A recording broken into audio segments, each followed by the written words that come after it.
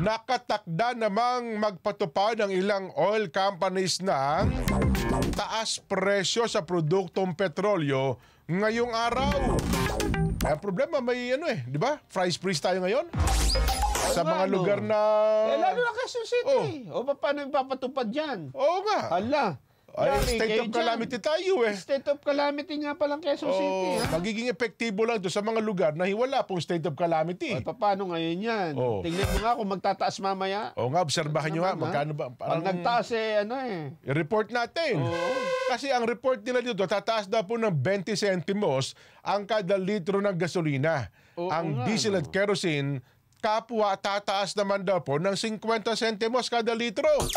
Ayon po sa Department of Energy, Oil Industry Management Bureau na ang taas presyo ay maaaring iugnay sa pinataas na demand mula South Korea maging sa tensyon sa pagitan po ng Israel at ng Iran. Pinaalaala rin niya ang pagpapatupad po ng price freeze para sa household LPG at kerosene sa mga lugar na sinailalim po sa state of calamity dahil sa epekto ng bagyong Christine.